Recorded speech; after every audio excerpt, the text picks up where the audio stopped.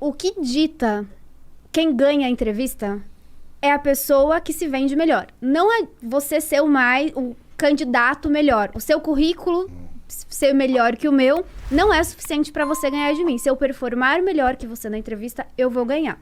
O processo seletivo, ele é um processo. Então, a gente precisa entender que as etapas são eliminatórias. Se o seu currículo não é aprovado na triagem, você nem vai para a entrevista. Mas se o seu currículo foi aprovado na triagem, ele já cumpriu o papel dele. Na entrevista de emprego, eu não estou mais avaliando seu currículo, querida. Eu já avaliei antes. Na entrevista, eu estou avaliando você. Se você não me conta o que você já fez na sua experiência profissional, o recrutador não adivinha. Então, tem muito profissional bom perdendo vaga porque não sabe falar com o recrutador. O currículo, o que o currículo fala? O que você fez? É o papel do currículo. Na entrevista, você precisa contar como você fez. Quem ganha é quem tem o melhor como, não é quem tem o melhor o que. Exato. Baita dica. É isso que todo mundo precisa fazer para ir na entrevista de emprego. O seu currículo, numa analogia bem simples, é o seu histórico profissional. A entrevista é a sua história.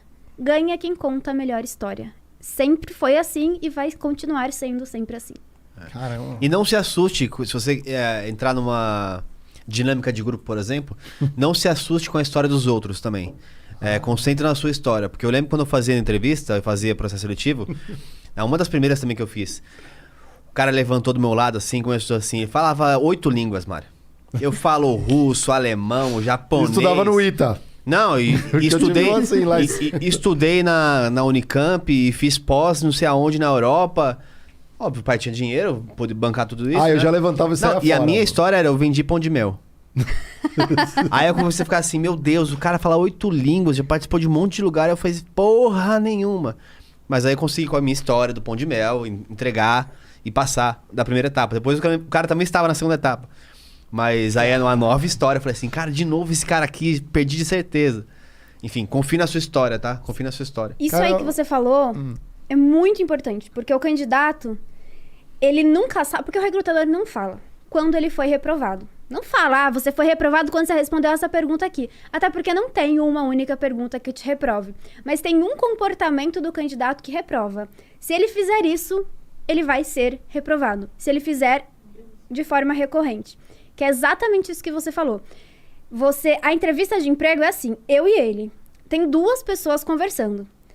Se você está conversando comigo, você está indo bem. No momento que você começa a conversar com você perde. Sabe quando o recrutador faz uma pergunta e aí você fica, nossa, eu acho que isso aqui eu respondi mal. Devia ter falado aquilo.